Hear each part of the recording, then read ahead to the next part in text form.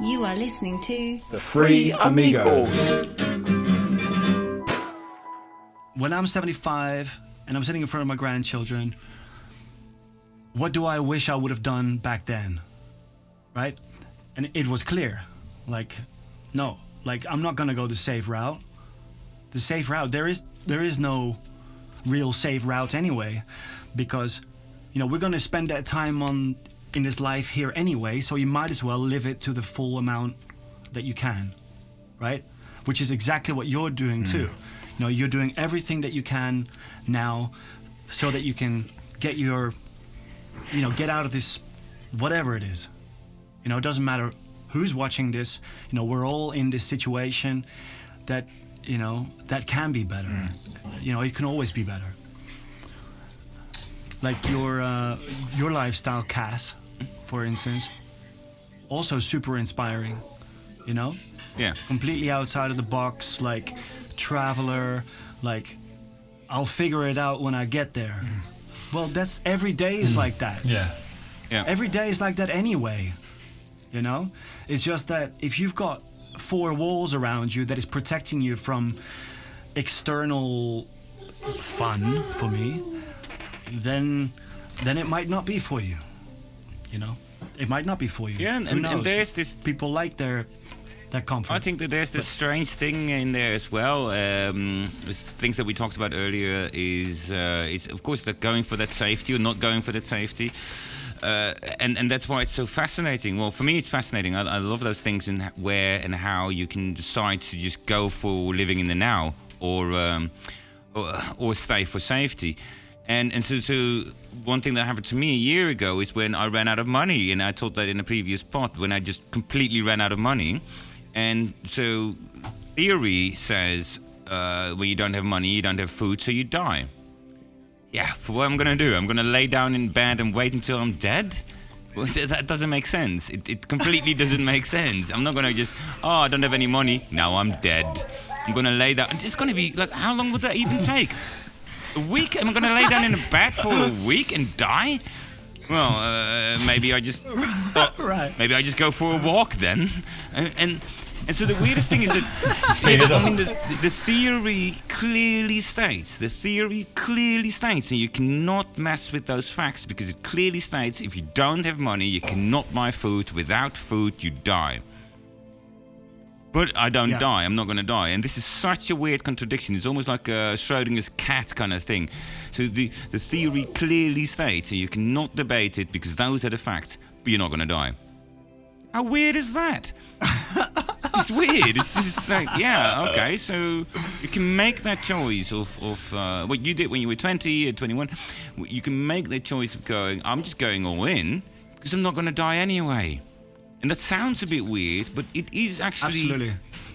It's just true, because when we all know that we're going to die one day, but you're just not going to die today. And this is the beauty. One of my favorite things is like when people say, you're going to die one day. Yeah, that's only one day. And still you got many other days that you're not going to die. So let's just go for all those days that you're not going to die. And then one day, only one of them, you're going to die. Yeah, no, that's a shit day. Yeah. Well, you know. So you know your near-death experience. Yeah. You know your near-death experience, right? Yeah. When I was 3, almost 4, 2 weeks before my 4th birthday, in Holland there's a lake called Loosdrecht. Oh yeah, I grew up there. And yeah, I grew up next to that. Yeah. Wait, you drowned me, you bastard. Yeah, could have been. I still don't like you. No, I don't know. Tell me the story. Tell me the story. So we were there with a boat with a friend of my parents, a captain with a ship and whatever, and their kids. I was nowhere to be found. I was never in the water. I hated water. I was always with my mom or with my brother. Nothing. Nowhere. Nowhere to be found. Everyone jumps in the water hysterically. I was going to say laughing, but they weren't laughing. That's twisted. And it's a good thing it's about me, right? And a few minutes go by and my mom suddenly senses that I'm not over there, but that I'm back there under the ship. Ooh. And she starts like like this, feeling with her foot on the bottom of the muddy lake, because it's a very muddy lake, Fane Mountain, right? Fane, whatever. And she stands on the palm of my hand, and she realizes that she's standing on the palm of her son's 3-year-old child. She lifts me up, puts her foot underneath my back, my arched back, and lifts me up like this, dead in her hands, while everyone else is looking for me, feeling, not knowing where to feel in the water, because you can't see the bottom of the lake. She just starts walking deeper and deeper and deeper into the lake. Not thinking about my brother, and this is just after we got back to Holland, right? Didn't think about anything, just kept walking deeper and deeper and deeper. The captain comes, swims towards her and like slaps her in her face, like really physically bangs her out of her state. Yeah. And I didn't know how true that works or how well that works until I had to do it on the cruise ships and really slap people out of their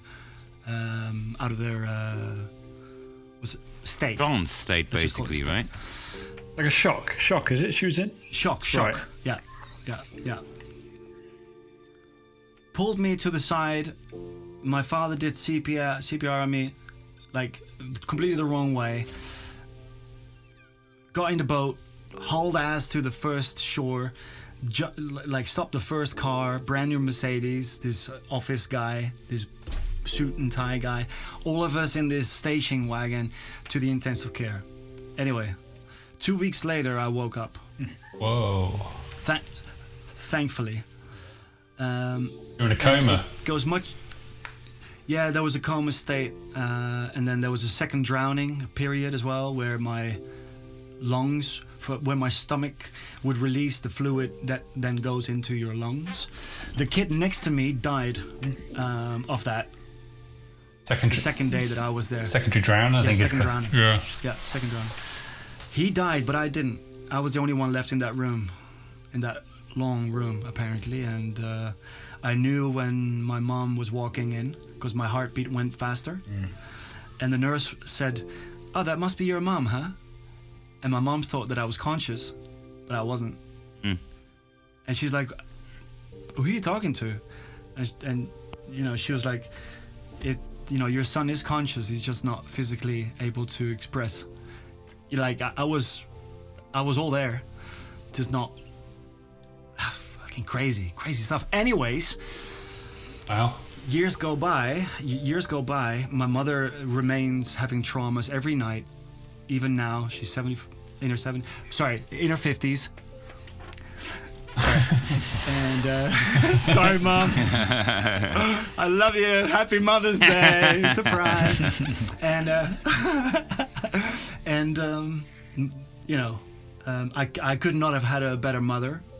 Saved your life. To me, she's a goddess. I don't care what anybody says, religious or not. To me, she's a living goddess. That's my opinion. But throughout the years since then, the more I became conscious, the more I became aware of that I'm alive. I'm breathing. I have all my fingers. I don't have traumatic issues in the front of my head. My brother lives, my father lives, my mother lives, my wife lives, my child lives. I'm following my passions. We're making enough money. There's food on the table. We're breathing properly. We can walk up and down stairs. We can hold our phones and do this with our heads, and our ears are working, our eyes. Guys, come on. Like, gratitude. That's just basic shit. But if that's not the limit, then what the hell is the limit? Because that will limit you. If you cut both your legs off today, you're not gonna do shit. If you cut your fingers off, you're limited to whatever, blah, blah, blah. I'm unlimited. Completely unlimited. And the older I get, the older and this goes for you guys too. If you're sitting there feeling healthy and you can breathe properly and you can hear me and you can see me and you can feel your hair and you can all your senses work and you can still masturbate freely wherever you want. No, just kidding. Freely wherever you are. Really? Wherever you are. No. And everything else is secondary. Everything else is secondary. Absolutely. This microphone, this beautiful microphone I'm speaking into now, this laptop and buttons and the pads and the blah, blah, nothing means anything if you don't have all of those things. Yeah. Yes. Or any of those things. So if you're feeling inspired by this, whoever is listening to this, and you're like, man, this guy is crazy as fuck. Well, yeah, he is. But there's a lot of truth in the fact that where is your own limit? Where do you draw that line yourself? Where do we say, oh no, I'm not gonna, oh yeah, well, I can't. You take your eyes away right now and see what you were wishing for. Yeah, exactly. It's gratitude, gratitude, complete gratitude. Yeah, because there's always something you can focus on in life and think, I haven't got enough. You know what I mean? My business isn't successful at the moment. My car's broken down. We get fixated with these little things. But like you said, something I do every morning is this gratitude practice of, I woke up this morning, I can see, I can hear. Just go through your senses. I got 2 arms, I got 2 legs. And really, I think you really only fully appreciate those things if you were to lose them. Otherwise, it's so easy to forget how lucky you are, isn't it? Yeah.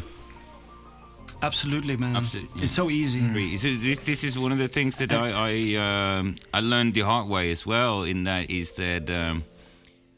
Like you all know, that I was talking about depression and suicidal, which I found really strange myself. But one of the weirdest things is when I had my boat, and my boat sank, and I lost everything on the planet. So everything I owned, so not my arms or my legs, but everything I owned, passport, credit cards, everything I had, I was completely down to the clothes I was wearing. But the biggest problem was, of course, that you feel awful when that happens. It is, of course, an awful experience. But it was in Cambodia, a country where they just came out of 25 years of genocide and civil war, where so many people were walking around, well, not walking around because they didn't have any legs, because they stepped on a custom-made landmine. And so what are you going to do now? You're going to sit there on the beach and go, oh no, my boat sank. Oh, he doesn't have any legs. Right. It was such almost like a white privilege kind of thing. It was such a difficult moment. And I knew that if I would go back to the fishermen on the shore, or the people on the shore, the locals, and go like, I would start crying, they would not help me. They would not help me on what to do. I knew that I had to man up. No. Get over it. It's just a boat. It's just stuff that you lost. Stuff. Yeah, it's just... You can replace. Yes, it's your passport. Yeah. What is it? Just a piece of paper. It's just your government making that. I lost my whole family. So now... And so it was such a weird thing that, well, I was... Due to what we would say in our Western society, you lose everything you have. You don't have anything. And this is something that... I can make a complete podcast about it, because people don't seem to understand what it means to lose everything. Literally, the only thing you have is your body, your mind, the jeans that you're wearing, one pair of underwear, one t-shirt. That's it. Now get back on your feet. And so yes, you want to cry. Yeah. But you cannot cry next to a man that doesn't have legs. That is just... That doesn't make sense, right. Kind of thing. So it's. I had to learn this the hard way, but I fully agree on what you say. Yeah, and I can still masturbate whenever and wherever I want.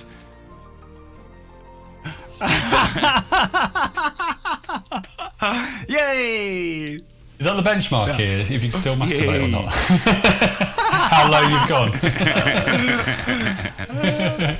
I lost my entire family. You can still masturbate.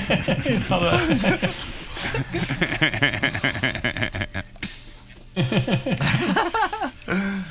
I ended up in Liberia when I was living in the States. I've been to Africa, several countries several times, but when I lived that's where I got this shirt actually given by a beautiful lady, the mother of 44 children. She didn't birth all of them; she only birthed 4 of them. 44 would have been very harsh on a single woman. Anyway, where the hell was I going with that? Oh yes, and Liberia obviously went through the civil war, and is still recovering greatly from that. And during our travels there, with Save More Kids organization, these guys, where are they? Here. This kid was a war child from Liberia. There's my friend Sandy Morkel, philanthropist as well, super humanitarian, superwoman. Charleston-based, South Carolina. This is Q, Kwakwane, LA-based, California-based. They escaped the war in the middle of a part where she was supposed to be executing. She was the mother who gave me this shirt was to be executed during the war by a child, because there was a lot of child soldiers going on at the time, of course. Yeah. Anyways, beautiful organization, Save More Kids. Check it out. SaveMoreKids.org. And that's where you met Victor, wasn't it? There you come to know Victor. Yeah. So I was there setting up, doing field recordings for a song that I wrote called Liberia Song. The mayor of Charleston is on that too, and field recordings and lots of different musicians from the US. But we were also there to set up a music festival, the first music festival in Liberia. We were short a sound man.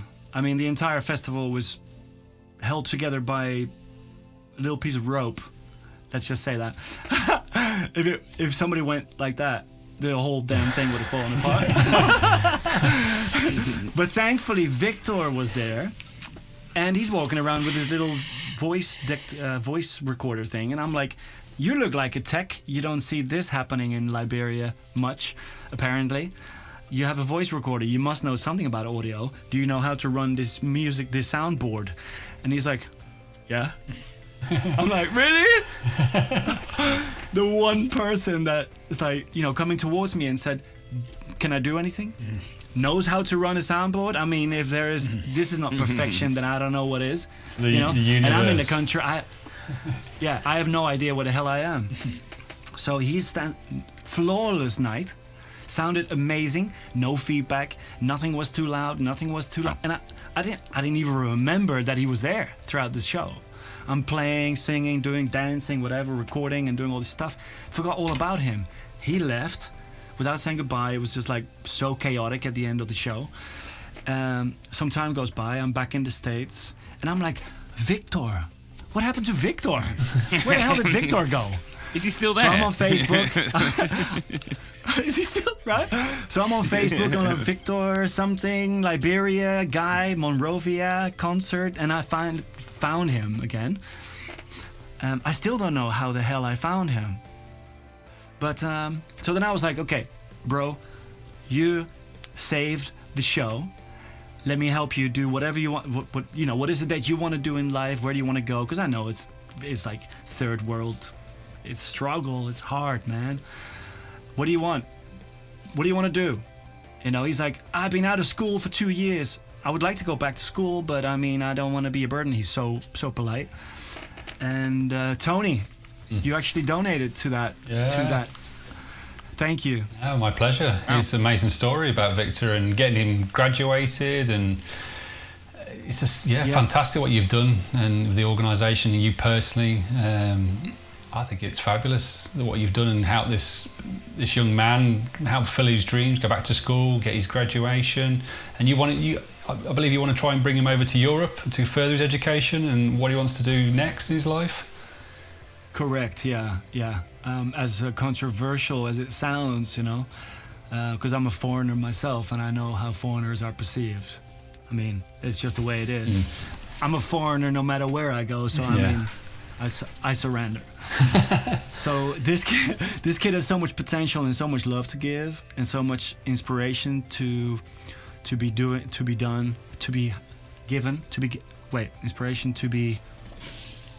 Inspire. Given. Inspire? Yeah. Just inspire. Inspiration to be inspired. No, just to inspire. He's got so much to inspire. Yeah. He's got so much to inspire that he needs to be on a platform of some sort, you know, because he's not one to sit there and let it all happen to him. No, he's deliberate about.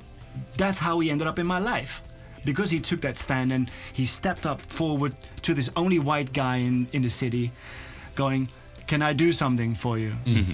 Like, I don't know, but you look troubled. Like, you know, he could have just sat there and not bothered. Yeah. You know, but he did, and he kept showing me every time that he was like that, and that he's a go-getter. He's got top grades in his class, you know, and he's respected in the city for this go-getting guy.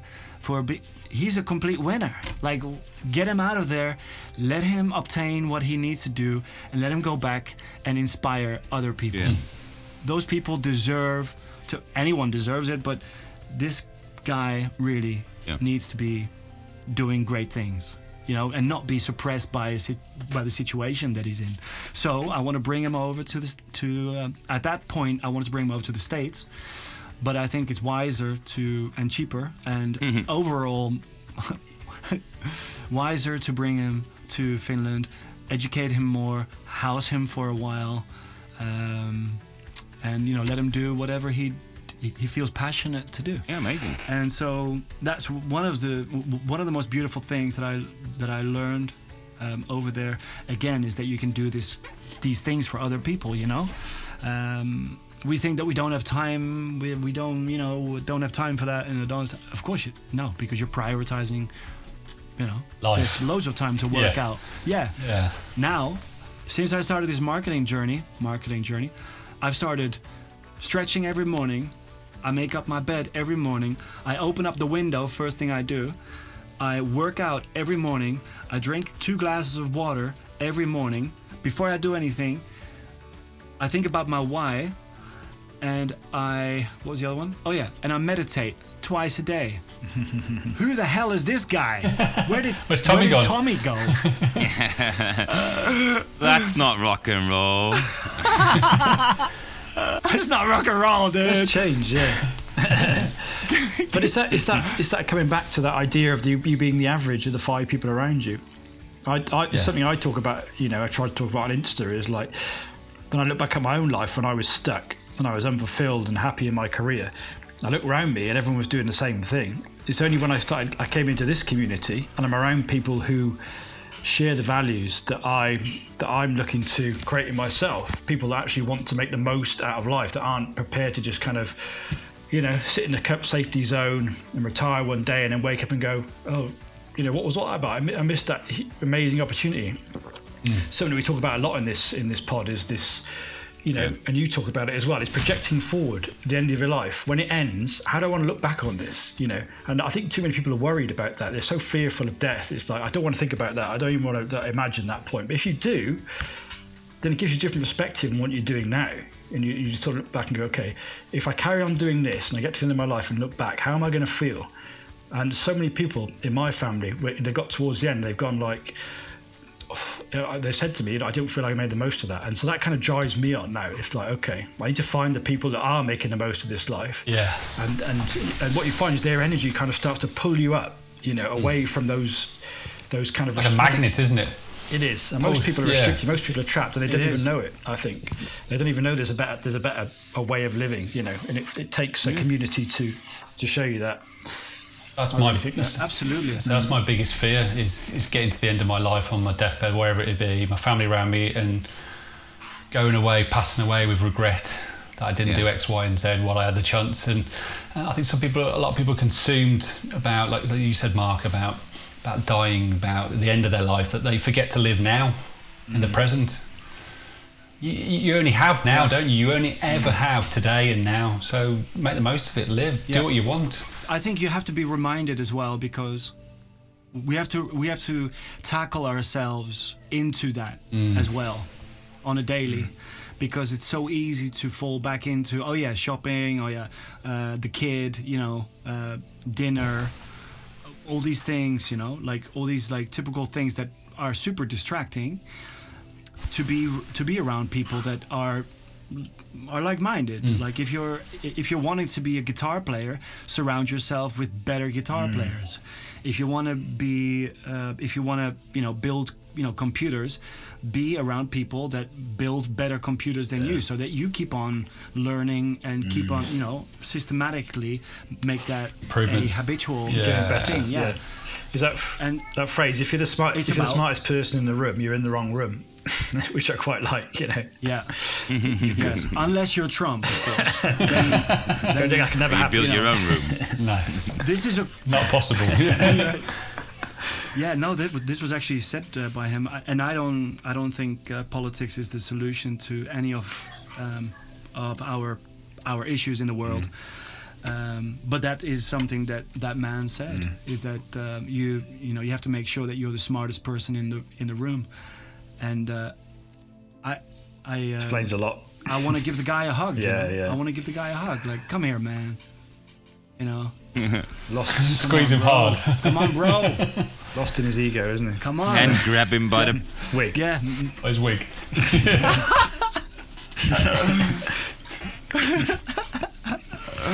Yeah. By the cat. whenever that thing is on his head. Yeah. He calls the hairstyle. Yeah, definitely. Yeah. No, but like for me personally, this entire journey is to continue with music, is to continue with philanthropy, is to continue with supporting the family, supporting my parents, supporting my friends, supporting you guys, supporting everything. That's my is to be able to, or I am already, but do it more. Dig deeper into what you believe. Like, and there's so many people around me now that I can't really talk to about this, because they're not, they haven't even visited the first chapter of self-development yet. The acknowledgement of wanting something else. Be better. Yeah, to better. And you have to respect that too, Yeah. Not for everyone, this. It's not. No. It's not. But you also don't have to be disdainful, looking down upon people that might not comprehend your journey, because you're also not understanding why this guy is doing what he's doing, so you can't really judge that either. Let it all happen. You stick to your journey and put skin in the game. Make sure you get some skin in the game, and get it, not suffering, but like, make it worth your while. That's why I charge for guitar lessons or for sessions, because then people are much more committed. I am much more committed when I put skin in the game. When I've got a dollar sign on something, I'm like, okay, it's done. Consider it done. If there's no money involved, I'm like, well, it can wait. It's just the way that us humans work. So put some skin in the game, I would say. Invest. Yes, it made a big difference to me when I did the same. Pushing forward with SFM, definitely. My attitude changed. But it also has to, as long as it's something you're passionate about, you'll put in those hours, won't you? Like, it's difficult we talked about it on the pod before, to find this time when you've got a family, especially, and you've got a full-time job and you're trying to do these things around it. But if you're really passionate about it, you will find it. Half an hour here, half an hour there.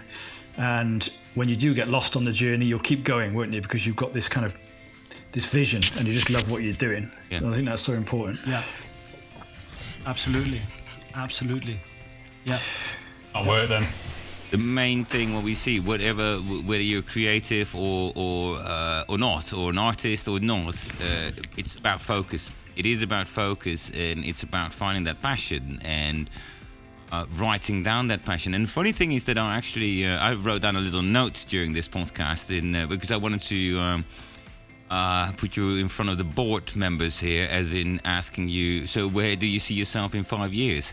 But I think that you actually already answered that question completely. And I don't think that the normal board members would take an hour to listen to that the whole conversation. But it is you don't answer the question, where do you see yourself in 5 years? You answer your question 20 years ago already, where you said where I'm going to be when I'm 70 or 75. Yes. And that's even further away. Yeah. And I think that one of the most important things is that if people want to understand how to live in the now, is to understand the not now.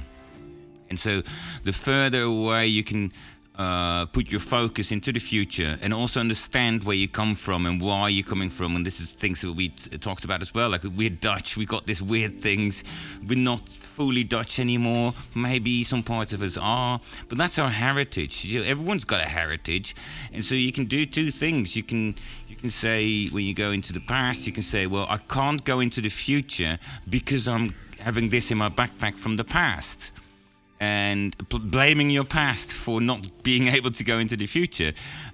Or you can just set something on the horizon. And the moment when you got something on the horizon, that's the moment when you will be able to live in the now. That's the funny thing. It's not contracting, it's actually expanding your view and knowing or feeling that you will be healthy and safe in the future and everything will be okay. Like you said, Tony, when I'm 70 or when I die, I will not regret. So that the moment when you promise yourself that, that's the moment when you can live in the now, because every action that you take now will be with your best, the best possible you at that moment. If you make a mistake, well, yeah, everyone makes a mistake, but yeah, you did everything with the best intentions. So yeah, you're living to your purpose. You're aligned to your purpose, then, aren't you? That you don't want to die with regrets, and you want to maximize your life, live your best life. And I say, if I lived every day like that, then I know when my time comes in whenever that will be, I'll go happy, knowing that I did what I said I was going to do, and I stuck to it. And you can forgive yourself if things went wrong, because you did the best you can, and we're not superhuman, so you did the best you could. And that's all anyone can give, Casper, at the end of the day. Do your best and try. We all fail. We're human after all. We're not robots. You know what I mean? Everyone fails, but that's when we learn. Yeah, exactly. That's not a bad thing. I think failure is good. It teaches you things. You learn. You probably sometimes learn more than failing you do from getting everything right every time. Yeah. And I think on that bombshell, I need to end the podcast, because we've never been going on for such a long time. We can go on for days with this one. Every podcast ends with and we can talk about this for many more hours, but I think this is many more days. But I have to go, because due to lockdown, the shops are closing in 10 minutes. We get Tommy on again, definitely. Anytime. Yeah. All right, let's wrap it up. So, Tommy, thank you ever so much for joining us today. It's been fascinating to hear about your journey, what you're planning ahead, what you're going to be, where you're going to be in 5 years' time, rocking and rolling. But yeah, we'll definitely have you on again sometime soon, because there's so much we want to dive into, your nomadic lifestyle, America, and your music and the cruise ships, and when you're in UK and all sorts. So yeah, there'll definitely be a part 2, everyone, so stay tuned for that. We'll get Tommy back on the podcast. But thank you, everyone. Thank you, Mark. Thank you, Casper. The pleasure was all mine. Tommy, superstar.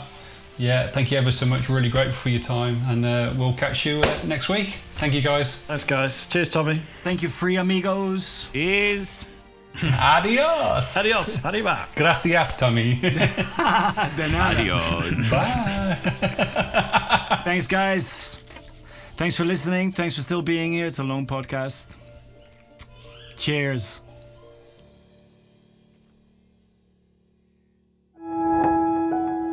You have been listening to Free Amigos. Hey there, hope you've really enjoyed listening or watching to the conversation today. And as promised, we have all the links to the topics discussed in the description below and also on our website. And if you're watching this on YouTube, please feel free to hit that subscribe button or follow the link to our brand new website where you can sign up to our weekly newsletter. Thank you for watching or listening. We hope you got something good out of it. If you've got any interesting topics you'd like us to discuss or any questions, please don't hesitate to get in touch. And that's it. See you in the next pod. Adios. Cheers.